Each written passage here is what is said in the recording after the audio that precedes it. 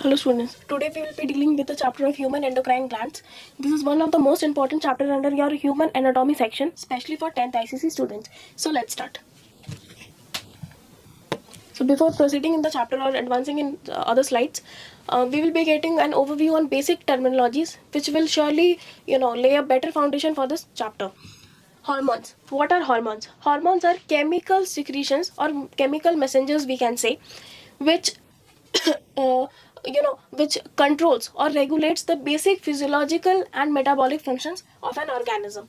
Okay, these secretions are directly poured into the blood, and they reach or their destination is directly they are conveyed directly into the target organs, okay, without deviating in any other pathway. Another thing, these are secreted from some glandular part, okay. So before proceeding, one must know what is the basic difference between an organ and a gland. An organ is an aggregation of tissues, okay. It is an aggregation of many tissues which serves for a common function. Gland is also an aggregation of many tissues, but it secretes some kind of chemicals or messengers which helps to regulate the basic physiological processes in an organism. Okay, so let's connect with the definition first. So hormones are chemical secretions. These are chemical secretions from some kind of glandular part. Okay, what does a gland do? It secretes some kind of secretions or chemicals or messengers in the form of a message, okay, of the body, which is produced directly, which is poured directly into the blood, without getting deviated into any other pathway, okay, which acts on the target organs or cells, okay. Like consider a hormone is secreted, okay, some kind of chemical is secreted. It needs to be destined to kidney, okay. So it will be never be like it is destined to go to kidney and it will deviate its part and go to other organ. It will never happen, okay, like that. So it is always destined to the target organs or the cells, okay, to target organs or cells. Another most important thing, there are two kinds of glands. First is exocrine glands, second is endocrine glands. What is the basic difference between an exocrine gland and an endocrine gland? Exocrine glands, what they do, the common function of a gland is to secrete something, okay, to secrete some kind of substance. So exocrine glands, let's understand from this diagram itself. Exocrine glands, what they do is, like, see, these are the glandular cells or exocrine gland cells which secrete some kind of chemicals, okay, or hormones. So what they do is, like, they secrete some kind of substance. What they do, after secreting the substance, they don't pour their secretion directly into the blood. Like hormones, they get directly poured into the blood. Unlike hormones, they don't secrete, or they don't pour their secretions directly into the bloodstream. Rather, they secrete their secretion into a common duct, or we can say a channel, from where they secrete their secretions or hormones or any kind of chemical messengers into this duct or a common passage, okay, or a channel. From this channel, then it is transported to the bloodstream, okay. Unlike exocrine glands, the endocrine glands, these are the cells of an endocrine gland. What they do is, they secrete some kind of chemical messages or hormones or chemical substances. What they do, unlike exocrine glands, they don't prefer to pour their secretion into a duct or a channel. Rather, they directly pour their secretion into the bloodstream. Consider this to be an let's take an example. Consider this to be an endocrine gland, okay. It has its cells which are secreting some kind of substances, chemical messengers, okay, some kind of chemical messengers.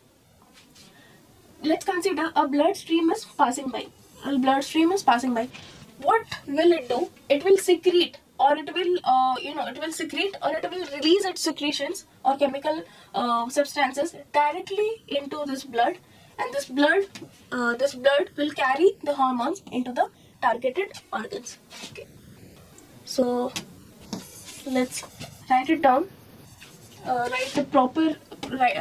Let's write a proper definition for both of these glands. These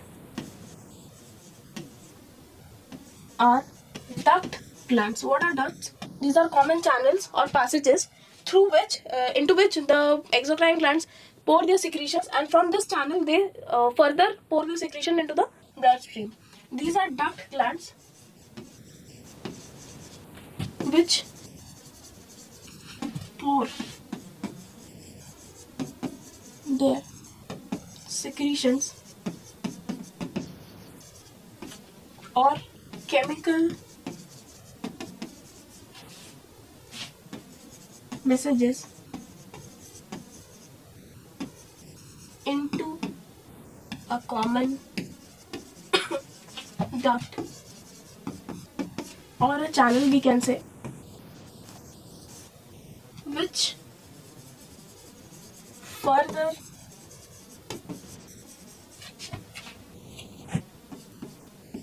transfers or pours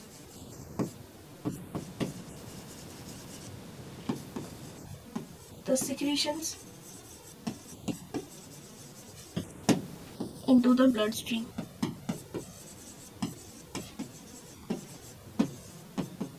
Correct? Let's come to endocrine glands. These are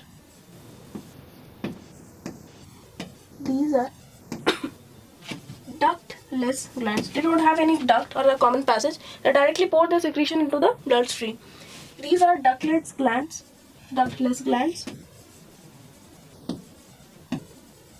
Which pour their secretions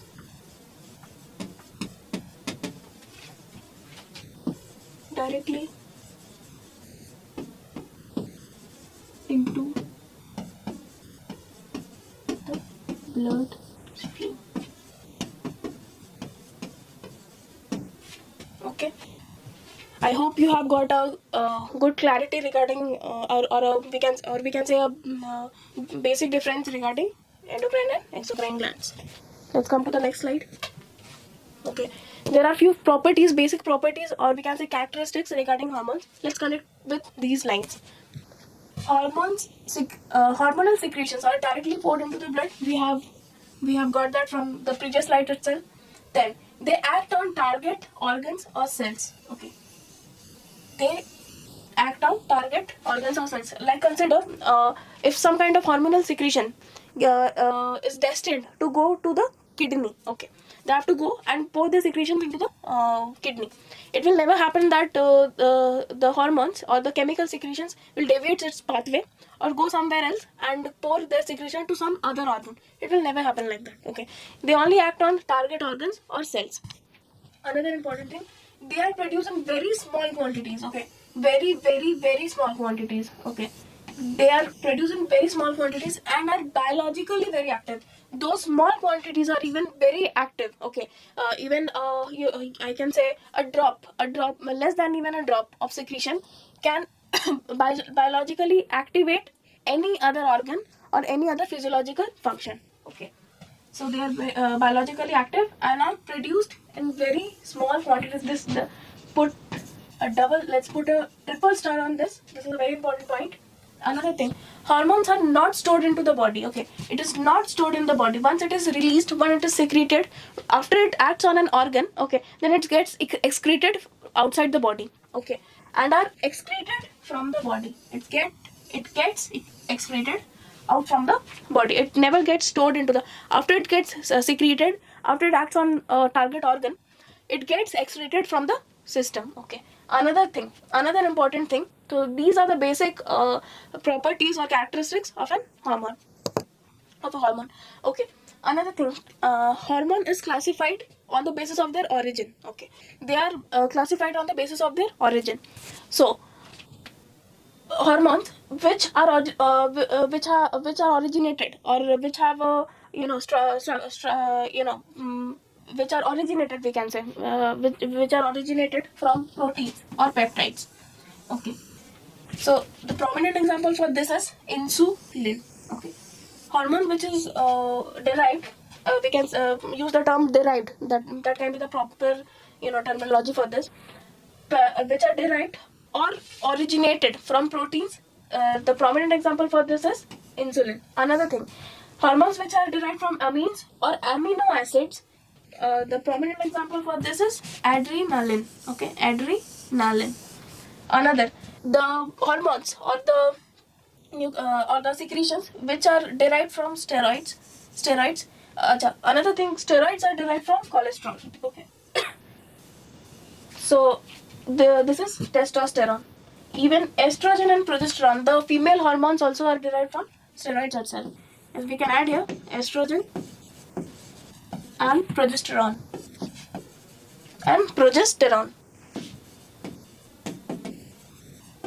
These are the female hormones. Okay, and this is the male hormone.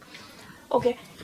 Before going to the next slide, I will be giving an overview on the endocrine glands. Okay. So starting from the from pituitary gland, this pituitary gland is located on the forebrain. Okay. Now let's revise first. We have studied that brain is divided. Our brain is divided into three parts: forebrain, midbrain, and hindbrain. So this pituitary is present in the forebrain. Okay. So this is the pituitary. Pituitary is called as the master of glands. Why it is called as the master of glands? Because its secretion directs other endocrine glands to do its or to execute its physiological functions. Okay, this pituitary gland directs other endocrine glands to execute their respective physiological functions. Okay, so this is the master. We can let's add here this is known as the master of glands, pituitary gland. Then come to thyroid gland. Okay, thyroid gland is located thyroid gland is located in such a way that it envelops around the trachea. Let's consider this to be the trachea. Okay, the trachea, what we call the windpipe. This thyroid gland gets enveloped. Okay, this gets enveloped in this way. It is of butterfly shape. Okay. This gets enveloped around the trachea this way. So this is the thyroid gland. Let's come to the next gland, that is the thymus gland. Okay, thymus gland is present just behind the aorta. Okay, the largest blood vessel we have studied in the heart chapter, that is present behind the aorta. Okay. So this is the thymus gland. This thymus gland gets atrophies as we grow older. Okay, this thymus gland is prominent in our childhood years, or we can say infant stage. During our infant stage, as we grow older, this thymus gland gets atrophies, or we can say get smaller. Okay, this thymus gland. Next come to the adrenal glands. What are adrenal glands? See, where these adrenal glands are present.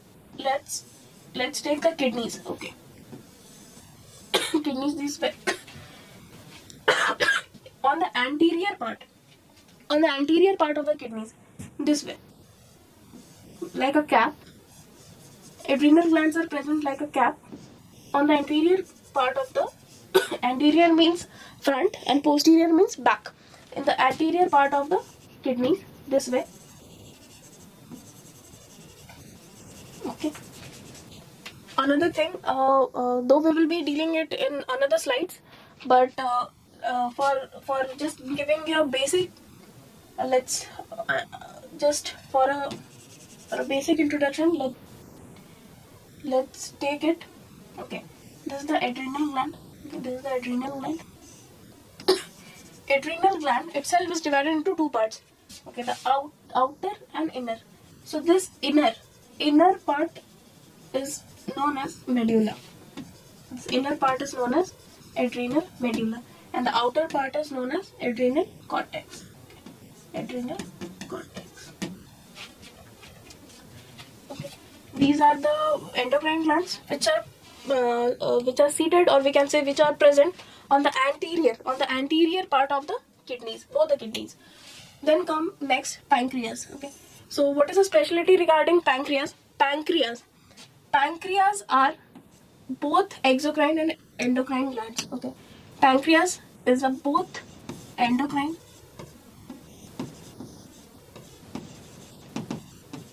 and an exocrine gland.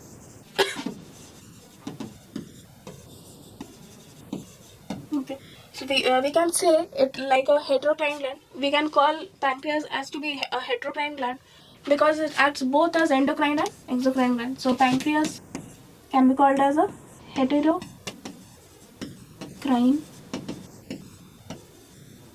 gland.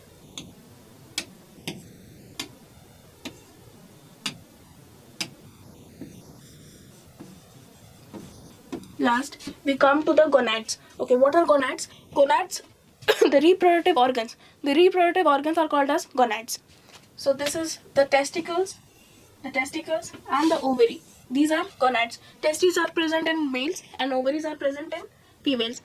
So this testes and ovaries are also acts as endocrine glands. These also act as endocrine glands.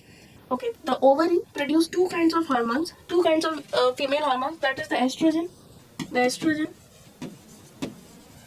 and the progesterone. Okay, the testicles or testes produce the male hormone, that is the testosterone. Okay, these are called as gonads. Gonads are what? These are reproductive organs. Reproductive organs are only known as gonads. Next, come. Okay, let's start with pituitary gland. Since it is a master of glands, so we are taking pituitary glands as to be the first. In your book, it is given in your last pages. But for a proper orientation of this chapter, pituitary glands need to be studied first, and then it will be connected with other respective endocrine glands. Okay, so size of the pituitary. See, this is the pituitary gland. This is an outline of a pituitary gland. Okay, so the pituitary gland is of a pea sized. Okay, if you consider a pea seed, okay, it is of a pea seed size. Pea seed size. So it is quite small in size. Another location is very important. See, like we have studied, our brain is divided into three parts, that is the forebrain, midbrain and the hindbrain. Okay, so there is another region which we call as hypothalamus. Okay, which we call as hypothalamus. Hypothalamus is the region which controls all the physiological, hormonal and autonomic functions. Okay, autonomic functions. So hypothalamus is present inside the forebrain. Okay, from that base of the hypothalamus, let's take this to be as the hypothalamus. Hypothalamus. From the base of the hypothalamus, this pituitary gland hangs. Okay, this pituitary gland hangs like this. Okay, from the base of the hypothalamus. So the location for pituitary gland in the forebrain.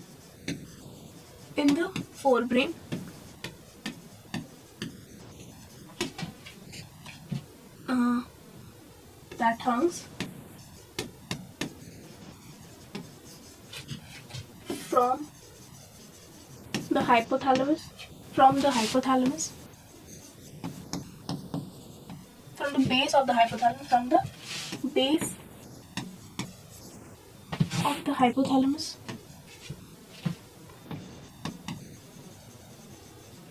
Connected, or we can say connected through a stalk. This is the hypothalamus. Okay, carefully, this is the hypothalamus. This is the stalk through which this pituitary gland is attached to the hypothalamus. Okay, this is the stalk, and this is the pituitary gland which is connected to hypothalamus through this stalk. Another thing, let's take the regions. So pituitary gland is divided into three regions. Again, pituitary gland is divided into three regions. Okay, first, this region is called as the anterior pituitary.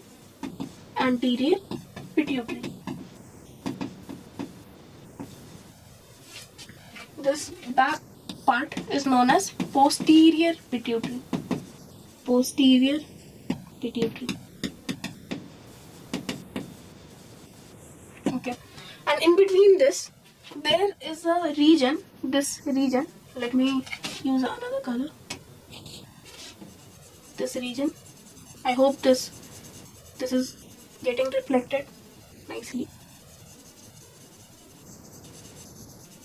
This region, the middle region between the anterior pituitary and the posterior pituitary, lies a region known as, this region is known as the intermediate region. The intermediate region. Okay.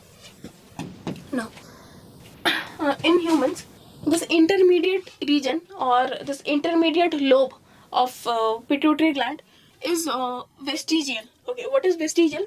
Though it is present, or we can say it is not prominently present in humans even. Okay, it is not prominently even present in humans. Rather, it gets merged, it gets partially merged with anterior pituitary. So in humans, we take this intermediate lobe or region as to be a part of anterior pituitary itself. Okay, but in lower animals, animals who can camouflage, or change their color according to their environment requirements, okay, they have this intermediate lobe or region very prominently present in their pituitary, because this intermediate region release a hormone known as MSH. MSH. This MSH is what? Melanocyte.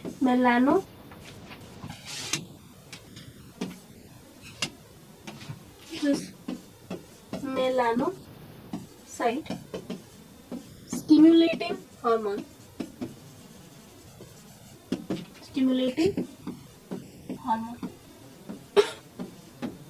Have you heard the name of melanin? I hope you have heard.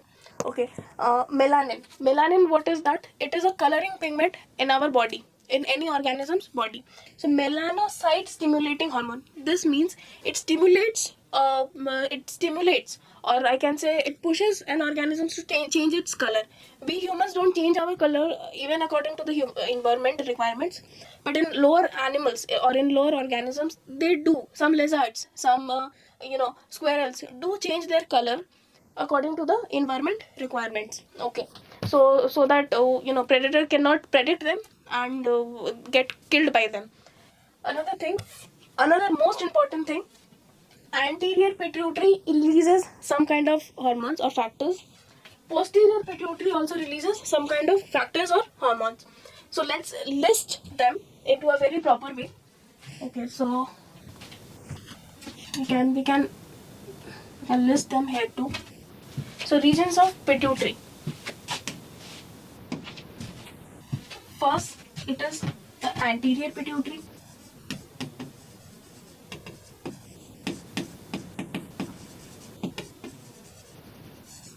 Then the intermediate lobe.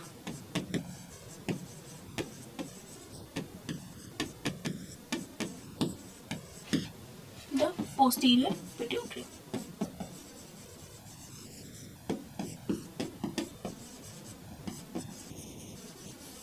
Okay, this anterior pituitary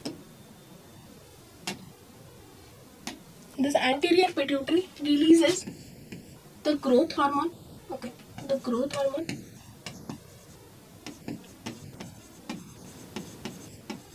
Okay, commonly known as GH. Okay, then it releases TSH.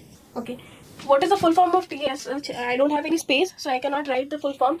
I will be dealing it with another slides. Okay, in some other slide. So TSH, this TSH coils as to be thyroid stimulating hormone. Okay, this is thyroid stimulating hormone. What does it do? It stimulates, or I can say it pushes, or it exaggerates thyroid gland to release thyroxine. Okay, what does it do? TSH it stimulates thyroid gland to release its secretion, that is the thyroxine. Okay, we will be detailing in another slides. Then TSH, then ACTH. Okay, what is it? This is adrenocorticotropic hormone. From the word we can connect, from the word itself we can connect that adrenocortico. It means adrenal cortex. Adrenal glands are stimulated from this secretion. Okay. Last, there is another secretion hormone. This is gonadotropin. Gonadotropin releasing hormone. Okay. So what does it do? From the word itself we can connect. Gonads means, as I have said in the previous slide itself, gonads means testes and ovaries. Okay. So this factor stimulates or pushes gonads or gonads, that is the ovaries and the testicles, to produce their respective secretions. Okay. Okay. Next, intermediate lobe secretes MSH. Okay, which is vestigial in humans. Which is vestigial. This lobe is vestigial in humans. MSH, that is the melanocyte, but this is quite prominent in the lower animals. Okay, melanocyte stimulating hormone.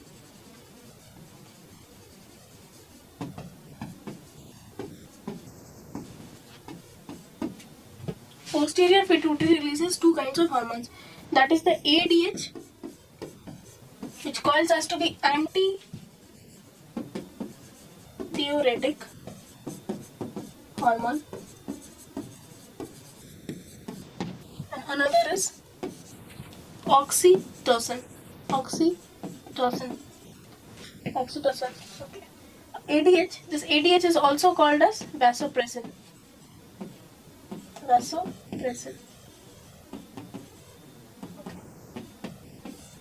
And oxytocin. So these hormones need to be nicely remembered.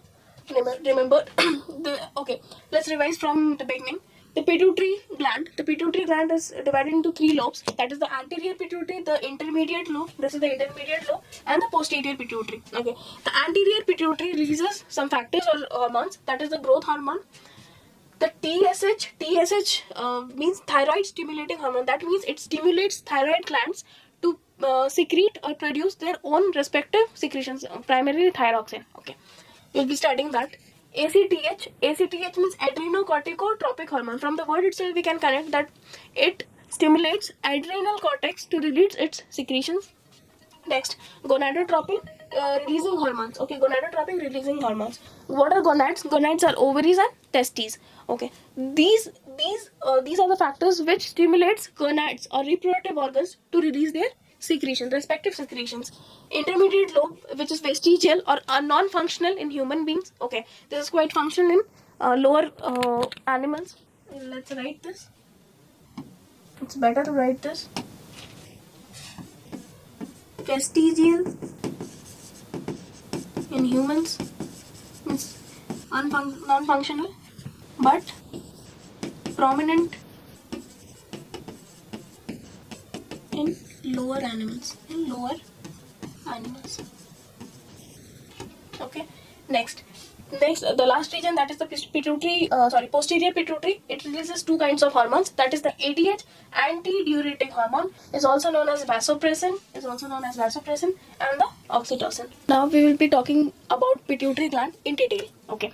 So pituitary gland is called as the master of glands. Why it is called as master of glands? Because it directs or regulates other endocrine glands to secrete their respective hormones. Okay, we also know that pituitary gland is divided into three regions. That is the posterior lobe, the anterior lobe, and the intermediate lobe. Okay, there are few hormones which are released from the respective regions, like hormones from anterior pituitary. These are the hormones which are released from the anterior pituitary region. Okay, so not only this, there are other more hormones which are released from anterior region of the pituitary, but under your curriculum for ICSE students, these hormones are inscribed inside a book.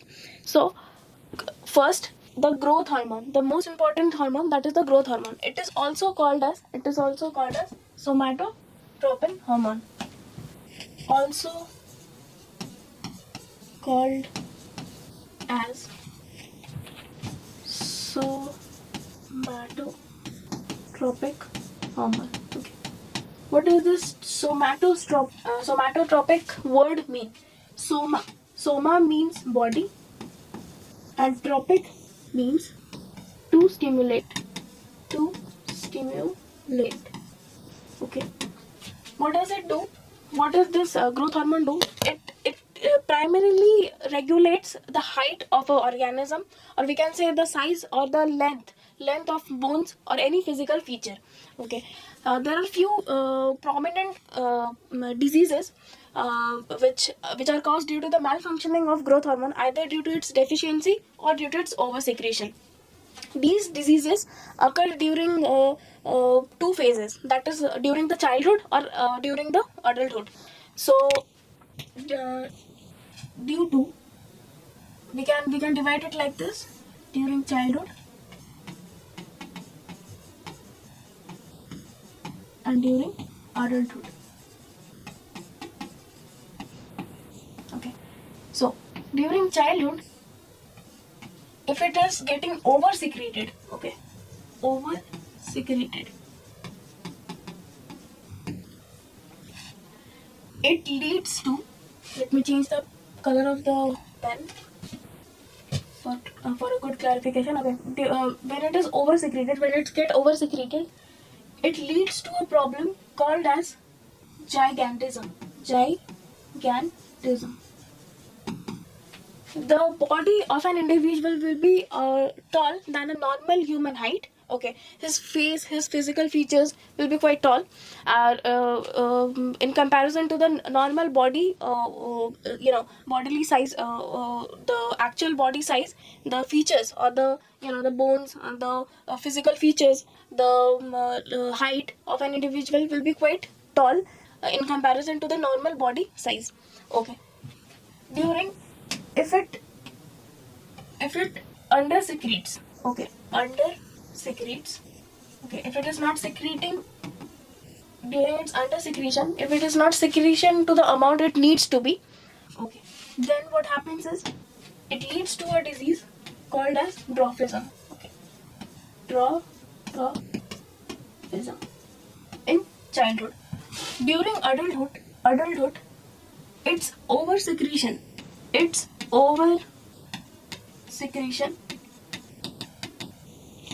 leads to a disease. This is very important. Leads to a disease called as acromegaly. Acromegaly. This acro word means height or extremity. Okay, height or extremity.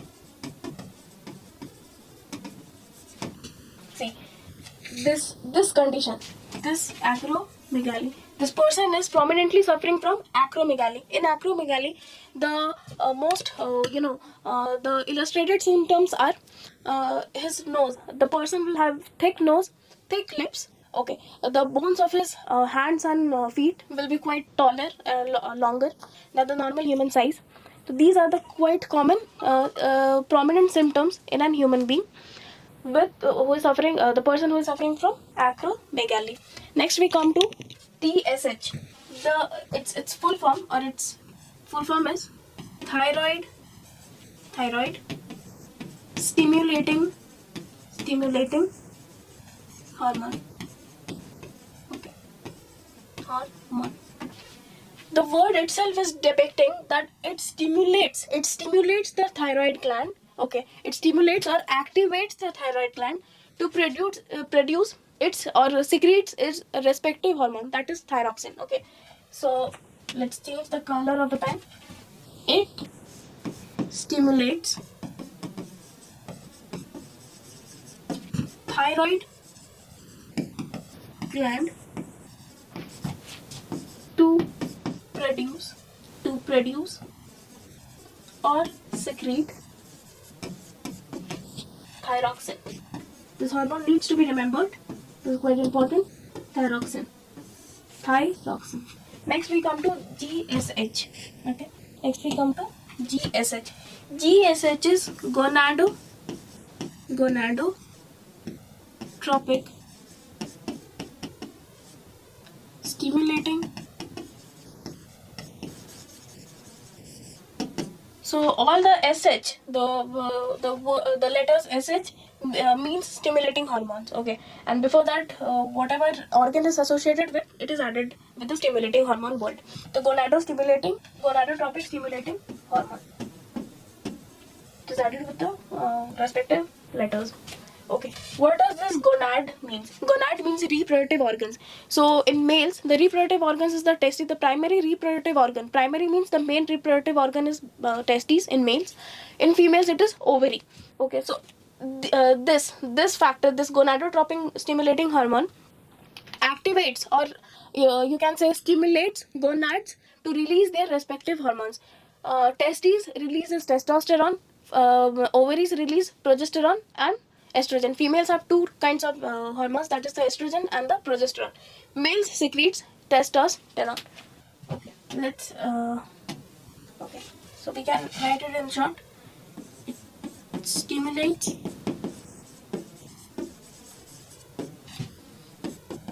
testes to secrete testosterone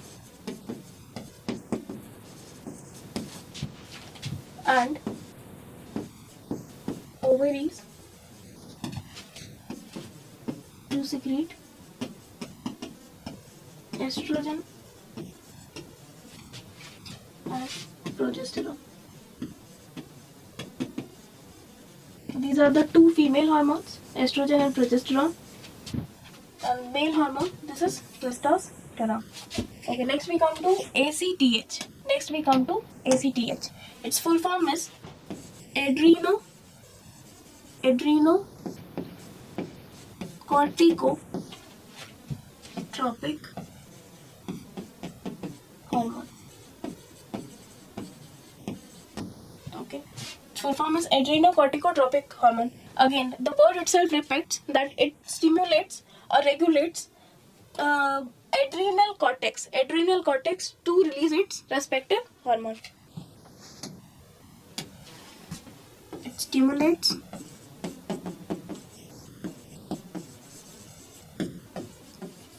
adrenal cortex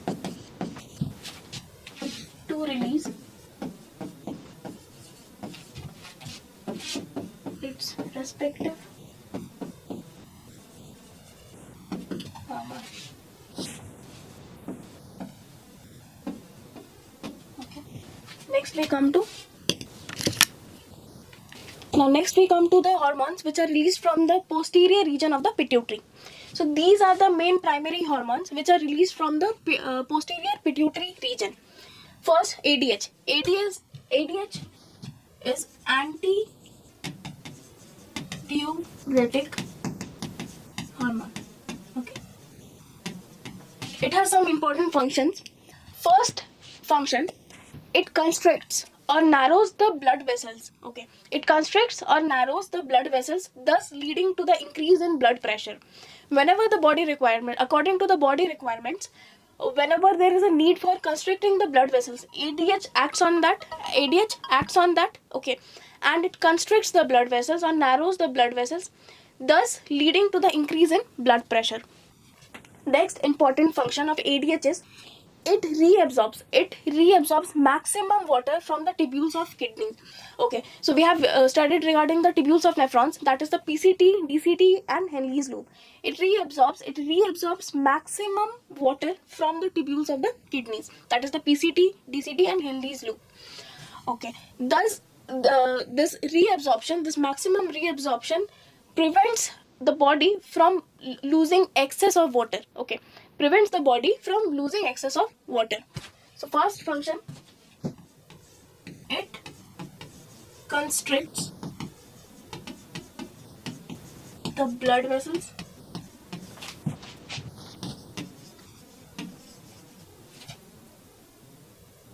which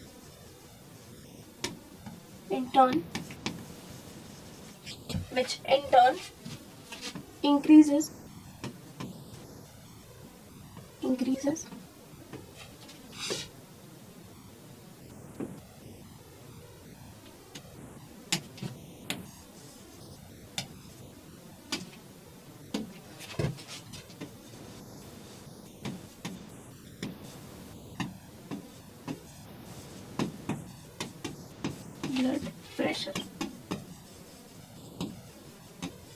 Okay. Next, the most important functions. It absorbs maximum water from the tubules of the kidney, thus preventing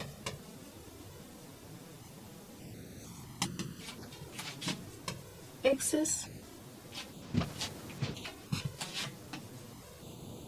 loss of water from the body. Okay. There's a disease related to the dysfunctioning of or malfunctioning of ADH. Okay. We called it as diabetes insipidus. Okay. We called it as diabetes insipidus. So this malfunctioning, or we can say deficiency, we can say a deficiency disease. Okay.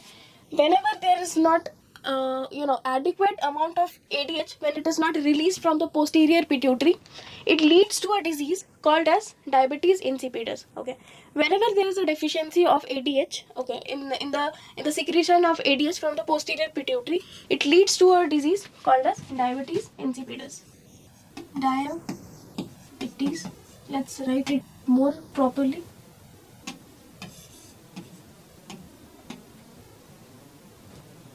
Under secretion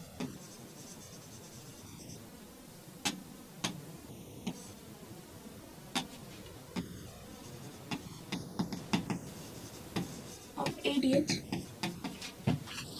leads to a disease called as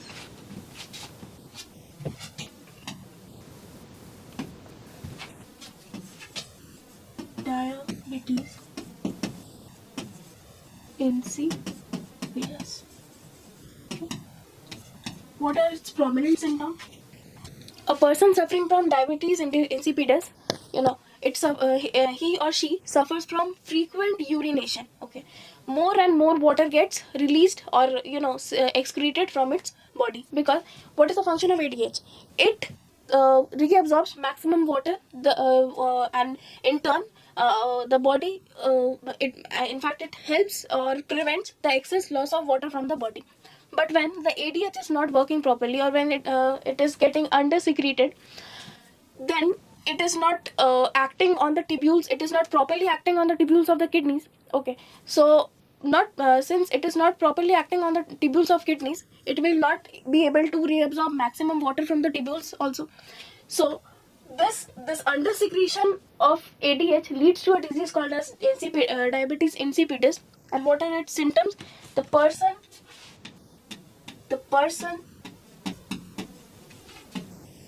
suffers from frequent urination. Last we come to oxytocin. This hormone during the birth of a child, the vaginal birth, this oxytocin it acts on the uterus wall. Okay, it acts on the uterus wall of a pregnant woman. Thus when it acts on the walls of the uterus gets contracted. Okay, the walls of the uterus gets contract. What is a uterus? Uterus is a kind of muscle only. Okay, it is a modified muscle. Muscles, it undergoes contraction and relaxation to expel a thing. Okay, this oxytocin acts on uterus wall of a pregnant woman. Those contraction leads to the expulsion of the baby through the birth canal. Okay, another important function of oxytocin, it also helps in milk ejection from the mammary glands. Okay, it also helps in milk ejection from the mammary glands. Okay. First function, it acts on the uterus wall, leading Rigorous contraction means, there is a heavy contraction and relaxation in the uterus, and that push, or we can say that relaxation and contraction leads to the expulsion of the baby through to come out from the birth canal, leading to vigorous contractions does help in expulsion of the baby, of the child,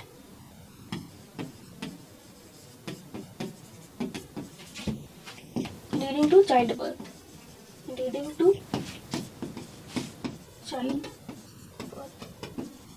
Next we come to its second function. It promotes milk ejection from the mammary glands.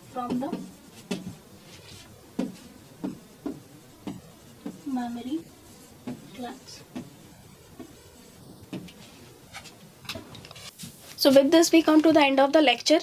This was the first part of endocrine glands. In the next lecture I will be dealing with the other respective glands, that is the adrenal gland, the pancreas and the thyroid gland, and that lecture will be leading to the conclusion of the chapter. This chapter is very important for your 10th ICSE examination. Okay, and study well, revise well. If you have any kind of doubt, you can go to the comment section and drop your comments there or doubts there. Okay, if you like this video, do like, share and subscribe, and stay tuned with Vidaguru. Thank you.